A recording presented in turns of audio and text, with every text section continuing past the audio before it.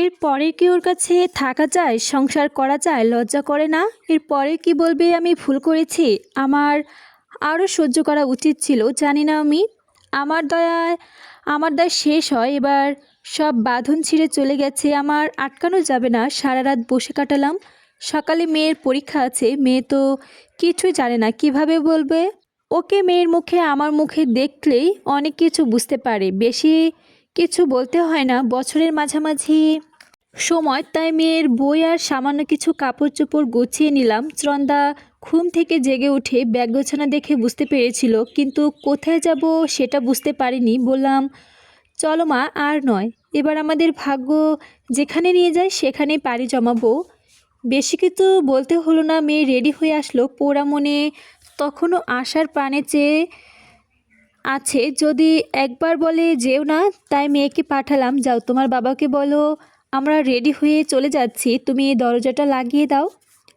ত্রন্দার ইচ্ছে ছিল না ওর বাবাকে ডাকার, আমার কথায় ডাকতে গিয়েছিল। সৃজন উঠে আমাদের দিকে তাকালো না। আমি ত্রন্দাকে নিয়ে বের হলাম। সৃজন মুহূর্তের মধ্যে দরজাটা লাগিয়ে দিল। আমি দরজার বাইরে দাঁড়িয়ে কিছুক্ষণ কাঁদলাম, ত্রন্দাও কাঁদছিল। পরীক্ষা বাদ দিয়ে চলে যেতে হচ্ছে, বাবা হয়ে একবারও চিন্তা করলো না। এই কষ্টের মেয়েটা আরও বেশি ক্ষেপে গেল, আমাকে ধরে নিচে নিয়ে চলে গেল। নিচে নেমে আমি দিশাহারা হয়ে পড়লাম। কোথায় যাব? মায়ের কাছে যাওয়া যাবে না, বোনের কাছে তো নয়ই। কিন্তু কিছু না ভেবে রিকশায় চড়ে বসলাম। যেখানে হোক যেতে তো হবে, আর ফিরে তাকালে চলবে না। কিছু দূরে যেতে রিকশাওয়ালা বলল, কোথায় যাবেন? মুখ ফসকে বেরিয়ে পড়ল সাভার।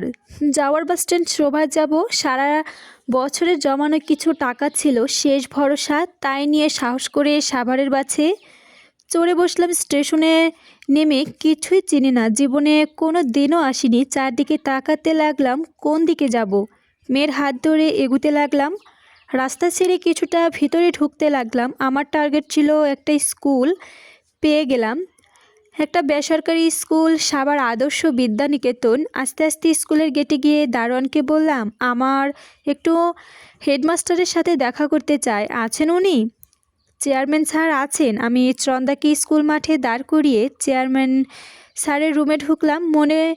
সে মনে করেছিল আমি কোনো অভিভাবক, তাই হাসি মুখে বসতে বললেন। লোকটি খুব সুন্দর, মুখ ভর্তি সাদা দাড়ি, মাথায় সাদা চুল, বয়স প্রায় 80 হবে। সামনে 2-3টা দাঁত নেই, পায়জামা পাঞ্জাবি পরা। সালাম দিলাম, চশমা পরে আমার দিকে তাকালো। কি বলবে বলো? আমি একটু নড়ে চড়ে বসলাম। স্যার, আমি আপনাকে কিছু কথা বলবো। কি কথা বলো? কোন ক্লাসে পড়ে তোমার বাচ্চা? আমার বাচ্চা কোনো স্কুলে পড়ে না স্যার। তাহলে কেন এসেছো? আমি আপনার কাছে সাহায্য চাইতে এসেছি। আমি আপনার কাছে সাহায্য চাইতে এসেছি। সাহায্য চাইতে? হ্যাঁ স্যার, একমাত্র আপনি পারেন আমাকে সাহায্য করতে। বলো, কি সাহায্য চাও? স্যার, আমি কিছু কথা বলতে চাই। আপনি শিক্ষিত মানুষ, আপনি নিশ্চয়ই বুঝতে পারবেন। আমি আপনার জীবনে ঘটে যাওয়া কাহিনী বলতে লাগলাম। স্যার অধীর আগ্রহে আমার কথা শুনছিল, মাঝে মধ্যে প্রশ্ন করেছিল, কোথায় তোমার মেয়ে? ডাকো তাকে। আমি ত্রন্দাকে ডেকে আনলাম। এত সুন্দর মেয়েটাকে বের করে দিতে পারলো তার বাবা? এত নিষ্ঠুর মানুষ হয়? তোমার নাম কি? তুমি কোন ক্লাসে পড়ো? আমার নাম চন্দ্রা, 8ম শ্রেণীতে পড়ি।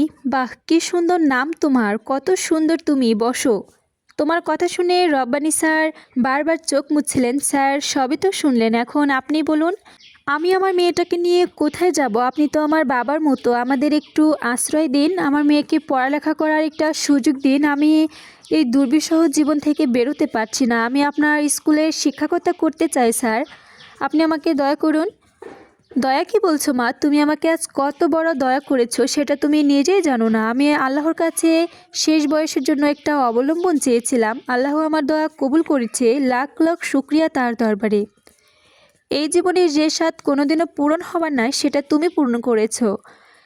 এ আপনি কি বলছেন বাবা? হ্যাঁ রে মা, আমার কোনো সন্তান নেই, কেউ নেই, আমার বাবা বলে ডাকেনি। তোমার মুখে বাবার ডাক শুনে আমার মনটা ভরে গেল। চলো বাড়ি চলো, আজ থেকে আমি তোমার পরিচয়, তুমি আমার মেয়ে। বিশাল জায়গা, এক পাশে স্কুল, আরেক পাশে খেলার মাঠ, দক্ষিণ পাশে 7 তলা বিশাল বাড়ি, বাড়ির পূর্ব পাশে নানান রকম ফুলের বাগান। স্যার বললেন, এই পুরো জায়গাটি তার। দ্বিতীয় তলায় থাকতেন তিনি। কলিং বেল টিপতে তার স্ত্রী দরজা খুলে আমাদের দিকে তাকিয়ে রইলেন। স্যার হাসতে হাসতে বলল, এ তোমার মেয়ে আর তোমার নাতনি, ঘরে নিয়ে সব বলছি চলো। সব শুনে তিনিও আমাকে মেয়ে বলে স্বীকার করে নিয়েছিলেন। কথায় আছে, আল্লাহ যার করেন ভালোর জন্যই করেন, তার মঙ্গলের জন্যই করেন। আল্লাহ সেই আপার লীলায় আবার পূরণ হলো। মেয়েকে স্কুলে ভর্তি করে নিজের শিক্ষক হিসেবে দায়িত্ব পেলাম। সকল রকমের কাজের মধ্যে নিজেকে ডুবে রাখার চেষ্টা করছিলাম।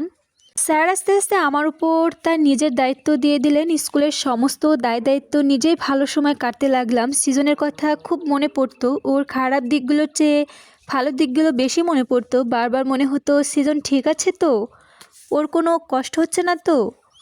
অনেক কষ্ট দিয়েছি, এবার সুখে থাকুক। আল্লাহকে বলতাম, আল্লাহ তুমি ওকে সুখী রেখো, ওকে মনের মতো শান্তি দিও। স্মৃতির তাড়নায় অনেক সময় হাঁপিয়ে উঠতাম, আবার শান্ত করতাম নিজেকে। দিনের পর দিন এভাবে কেটে যায়। চন্দা আবার এসএসসি পরীক্ষা দিয়েছে। রেজাল্টের আগেই আমার সেই মা মারা গেলেন। তার মানে বাবা আরও বেশি ভেঙে পড়লেন। কখন তিনি চলে যান সেই চিন্তায় তার সমস্ত জায়গা জমি আমার নামে করে দিলেন। সমস্ত দায়িত্ব কর্তব্য মাঝে ব্যস্ত হয়ে পড়লাম। কোনো কিছু ভাববার সময় তখন ছিল না। চন্দা খুব ভালো রেজাল্ট করেছে, আমি ওকে কিছু উপহার দিতে চাইলে চন্দা বলল, মা আমি তোমার কাছে একটা জিনিস চাইবো, তুমি আমাকে দেবে মা? বলো কী চাও? মা, জন্মের পর দাদা দাদিকে রেখে দেখেছিলাম, তারা আমার মনে নেই, তাই তোমার কাছে আবদার, তুমি আমাকে একবার তাদের দেখাতে নিয়ে যাবে। তোমার তাদের দেখতে ইচ্ছে করছে চন্দা? হ্যাঁ মা, খুব ইচ্ছে করে। ঠিক আছে, তবে এখন নয়, যেদিন লেখাপড়া শেষ করে মানুষের মতো মানুষ হবে, নিজের পায়ে দাঁড়াবে, সেদিন নিয়ে যাব। ঠিক আছে মা, আমি সেদিনই যাব। দিন যায়, মাস যায়, বছর যায়, সবে চলে যাচ্ছে, রয়ে যাচ্ছে শুধু চিঠি।